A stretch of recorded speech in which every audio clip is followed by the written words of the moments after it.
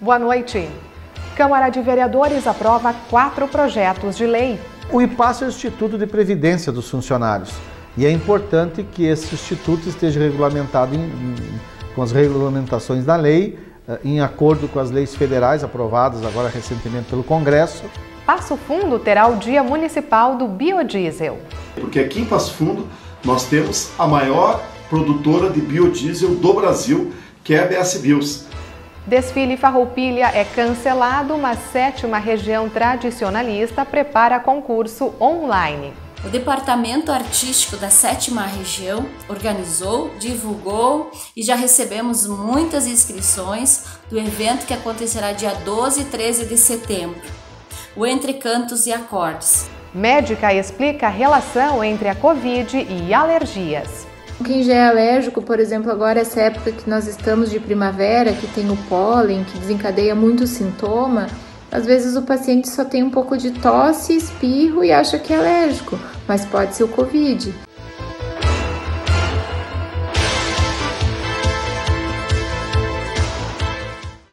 A Câmara de Vereadores realizou ontem mais uma sessão online.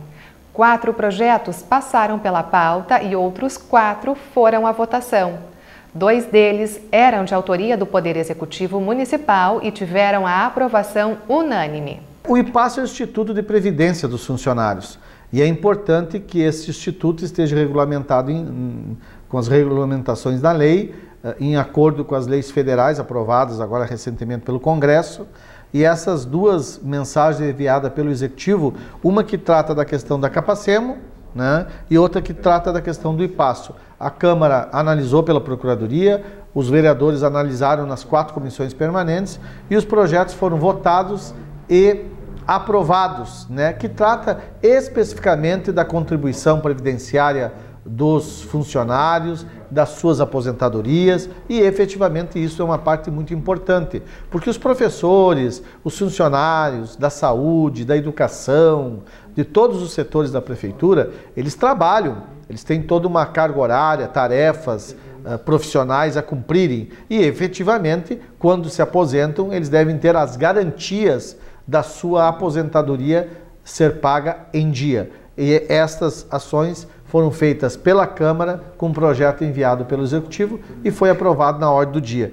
Outro projeto aprovado por unanimidade foi protocolado pelo vereador Evandro Meirelles e denomina de Leonardo Carlos Ambrosi a Rua F no loteamento Manuel Corralo. E o último texto era do vereador Ronaldo Rosa. Com a aprovação, o Dia Municipal do Biodiesel será incluído no calendário oficial do município. Essa é uma proposta significativa para a nossa cidade de Passo Fundo. Nós já temos o Dia Internacional do Biodiesel, que é o dia 10 de agosto, e o que nós estamos fazendo é apenas instituindo também no âmbito do município de Passo Fundo o Dia Municipal do Biodiesel. Se tem uma cidade do Brasil que deve ter um dia para ser lembrado e para ser reconhecido com relação a essa importante indústria do biodiesel, é Passo Fundo. Por quê? Porque aqui em Passo Fundo nós temos a maior produtora de biodiesel do Brasil, que é a BS Bios, que desde 2005 ela vem transformando a nossa cidade no cenário nacional, especialmente na questão econômica, contribuindo decisivamente. A BS Bios hoje é responsável por quase 23% do produto interno bruto da nossa cidade, o que ainda dados do ano de 2017 dão conta de uma arrecadação de aproximadamente 800 milhões de reais. Fora isso, nós temos toda a geração de empregos diretos, indiretos, o fortalecimento da agricultura familiar e, obviamente, também uma empresa que está inserida na nossa comunidade e que realiza diversas ações sociais, inclusive no mandato deste vereador aqui, a empresa BS Bios contribuiu para a campanha Criança Pé Quente, que é uma campanha idealizada por nós e que leva calçados para crianças carentes do município, uma empresa que também colaborou com essa campanha. Ou seja, a BS Bios, ela faz parte de Passo Fundo, ela faz parte do Brasil e ela já é reconhecida em todo o mundo. Então, se tem uma cidade que precisa ter esse reconhecimento com relação à indústria do biodiesel, é Passo Fundo, por ter a maior produtora de biodiesel do Brasil, que é a BS Bios. Esse é o principal objetivo do nosso projeto, para que essa marca de Passo Fundo seja ainda mais valorizada. O futuro de uma criança começa a ser desenhado no ambiente familiar, principalmente ao longo da primeira infância. Segundo, então, os apontamentos da Política Nacional de Alfabetização, o MEC lançou o programa Conta Pra Mim, com o intuito de preparar a criança para a fase pré-escolar, através de poesias, fábulas e canções. Assista ao vídeo e entenda melhor. E para acessar esses materiais, basta você digitar aí alfabetização.mec.gov.br/conta pra mim. Então, na nova versão do site, o Guia de Literacia Familiar aparece espalhado na página e você encontra então uma seção com os materiais do programa Conta Pra Mim. Há aqui os vídeos, o Guia de Literacia, a ação Era Uma Vez, várias histórias narradas e o Canta Pra Mim, com a participação de Toquinho. São 8 vídeos nos quais Toquinho interpreta canções infantis. Depois, as fábulas de Monteiro Lobato. Selecionamos 20 fábulas de Monteiro Lobato que são lidas também pelo Toquinho. E um detalhe importante, nesses vídeos aparecem animações para atrair a atenção das crianças.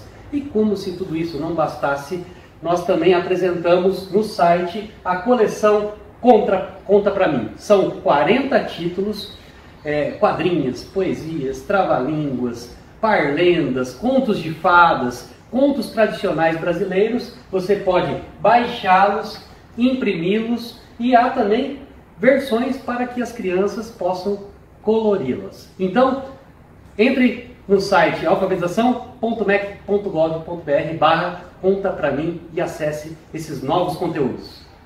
E agora nós vamos para o intervalo, mas no próximo bloco você vai ver o que a 7ª Região Tradicionalista está preparando para setembro. Nós já voltamos.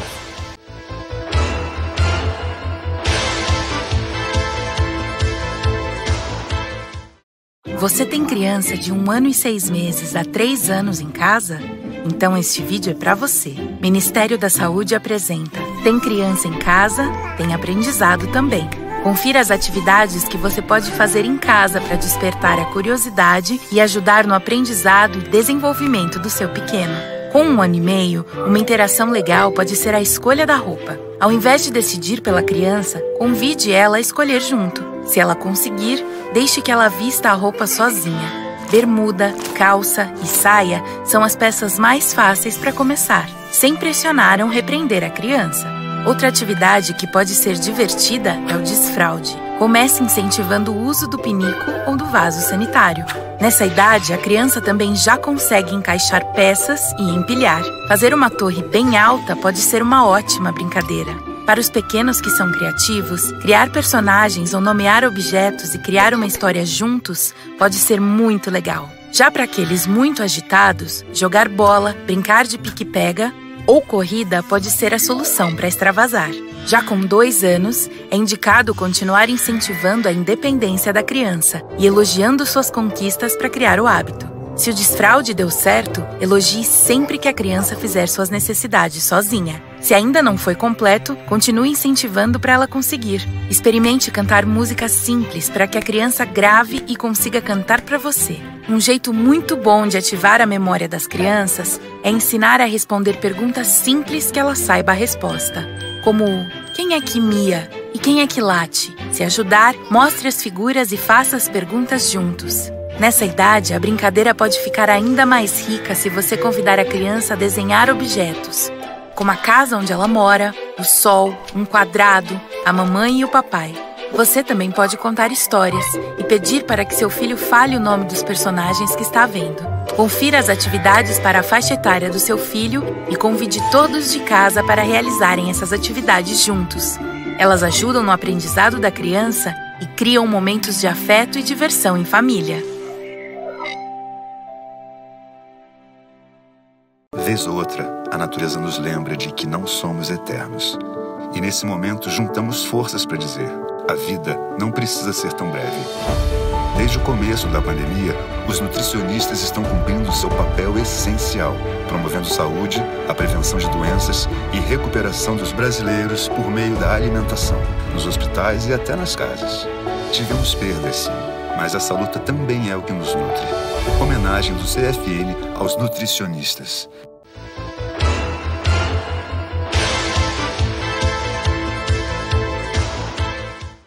Nos últimos anos, percebemos um aumento da prevalência e da gravidade das alergias de uma forma geral.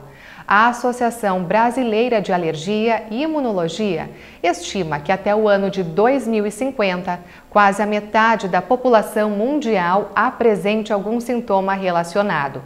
Por isso, nós entramos em contato com uma especialista na área. A médica Melissa Tumeleiro fala agora sobre as principais alergias, o diagnóstico, o tratamento e a relação com a Covid.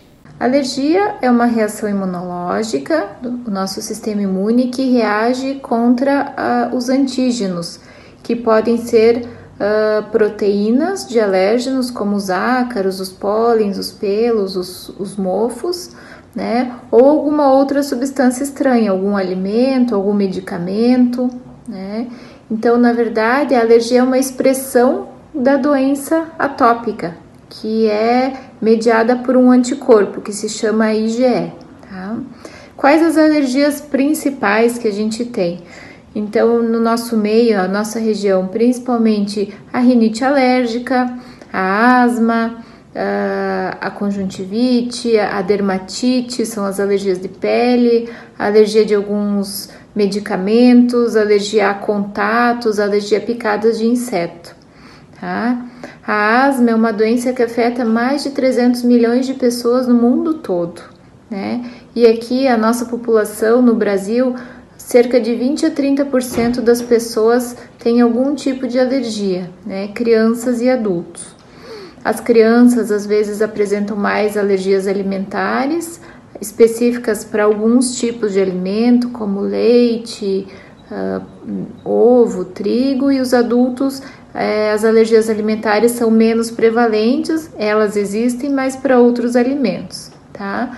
Para a gente ter alergia, a gente precisa de duas coisas básicas. Uma é a predisposição genética, né, que a gente herda. O nosso gene, ele existe e ele muitas vezes não se manifesta. Outras vezes ele é ativado, digamos assim, por fatores ambientais, né? Então, o nosso clima, os nossos alérgenos no ambiente, a poluição, o estilo de vida, tabagismo, as viroses, fatores ocupacionais, tudo isso estimula uma pessoa que já tem uma tendência genética a vir apresentar os sintomas alérgicos, tá? O diagnóstico das alergias, geralmente, ele precisa de um médico para fazer a história clínica, né, para entender. Então é muito importante ter a história clínica e na maioria das vezes a gente necessita de alguns exames complementares. Tá? Esses exames são muito variáveis, existem testes de pele, existem testes de sangue, existem alguns outros que a gente chama teste de provocação. Tá? Então tudo vai depender da avaliação clínica, né? Tratamento também é muito variável, né? Então existem algumas alergias que são crônicas, que a gente vai ter que tratar sempre, né? De um modo preventivo, para manter a pessoa sem crise, e alguns outros medicamentos a gente usa somente nas crises. Algumas alergias curam, algumas não curam. Tá? Então tudo varia conforme cada pessoa, né? Não é todo mundo igual, tá? Sobre o Covid, né, essa época que a gente está vivendo agora, então alguns sintomas às vezes podem confundir, porque o Covid às vezes inicia com sintoma de tosse, de espirro, dor na garganta, algumas vezes não tem febre, né? Então quem já é alérgico, por exemplo, agora essa época que nós estamos de primavera, que tem o pólen, que desencadeia muito sintoma, às vezes o paciente só tem um pouco de tosse, espirro e acha que é alérgico, mas pode ser o Covid, né? Então precisamos ter uma boa avaliação, tá? Essa época de Covid, então, como é uma pandemia, né? Então a gente precisa ter uma avaliação médica, né? Porque o risco não é o risco da pessoa ter um quadro leve e não ter nada importante, mas o risco é de passar para outras pessoas e essas outras pessoas poderem desenvolver um quadro grave. Então, é importante quem é alérgico, quem tem asma, quem tem rinite, nessa época precisa manter o seu tratamento usual. Se usa bombinha, precisa manter, é importante, né? Então, precisa de toda uma avaliação conjunta, tá? Não é só um exame de laboratório, não é só um teste alérgico, não é só uma avaliação que define o que a pessoa tem e qual o melhor tratamento. Isso precisa ser individualizado. A pandemia se estendeu e impactou também no mês do Gaúcho. Em uma decisão conjunta entre a Prefeitura e a 7ª Região Tradicionalista, ficou definido que os desfiles da Semana Farroupilha não serão realizados, assim como a suspensão da Mostra da Boia Campeira. Mas a data não poderá passar em branco e o Departamento Artístico está preparando um evento totalmente online. O mês de setembro está chegando. E este é o mês em que nós reverenciamos o orgulho, a paixão e a história da nossa cultura gaúcha.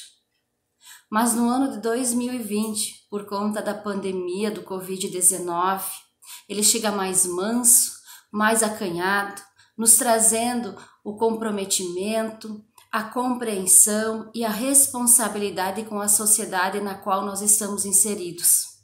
Precisamos pensar na saúde de todos em primeiro lugar. Por esse motivo é que a Coordenadoria da 7ª Região, juntamente com o Poder Público de Passo Fundo, vem analisando e estudando quais seriam as melhores decisões para o ano de 2020. Pensando na sociedade como um coletivo e não segmentado, pensando sim na saúde de todos e na preservação dela, decidimos pelo cancelamento da Boia Campeira, que seria realizado no início de agosto, pelo cancelamento do desfile de 20 de setembro e também da Mostra da Cultura Gaúcha. Foi uma decisão difícil, mas necessária neste momento. A Boia Campeira ela não foi realizada nos moldes tradicionais, mas as entidades de Passo Fundo estão realizando ainda, começou dia 15 e encerra agora no dia 30. Então as entidades estão realizando elas nos moldes da drive-thru, para que também essas entidades tenham seus ganhos, né? Para que eles consigam suas rentabilidades para manter e também para que a sociedade possa conviver com esse prato tradicional aí de Passo Fundo. Quanto a nosso 20 de setembro, as entidades de Passo Fundo estão planejadas já para que seja realizado o tradicional churrasco, também no sistema drive-thru. A nível de 7ª Região, as 104 entidades nos seus 42 municípios também já estão planejando ações, atividades dentro do planejamento de protocolos de saúde. Então, muita coisa vai ser online, virtual, mas as entidades já estão se organizando para que a gente não esqueça essa data comemorativa. É muito importante que nós façamos ações. Além da gastronomia, os departamentos culturais, artísticos e campeiros já estão planejando e desenvolvendo atividades, bem como a Coordenadoria da 7ª Região, e em breve nós iremos divulgar. A nossa chama crioula também, o acendimento que a nível de estado foi cancelado e cada região vai ser responsável pela geração, acendimento e distribuição da chama. No decorrer desta semana, no mais tardar início da semana que vem, estaremos divulgando como é que será feita, como é que vai acontecer a distribuição da chama crioula aqui na 7ª Região Tradicionalista. O Departamento Artístico da 7ª Região organizou, divulgou e já recebemos muitas inscrições do evento que acontecerá dia 12 e 13 de setembro, o Entre Cantos e Acordes. É um evento totalmente online, um concurso com premiação em troféus de vocal solista e instrumental. E poderão participar todas as pessoas a nível nacional para este evento. Nós acreditamos que estamos passando por momentos muito difíceis, de muita serenidade e muita compreensão. Mas ao mesmo tempo, estamos vivendo momentos especiais aonde estamos entendendo o verdadeiro valor do ser humano. É um momento de reflexão, de nos reinventar, mas acima de tudo, jamais podemos perder as nossas raízes e os nossos valores, os nossos princípios. Este é o nosso tradicionalismo. E o Jornal da Câmara desta quinta-feira está chegando ao fim. Nós temos um novo encontro amanhã. Uma ótima noite e até lá!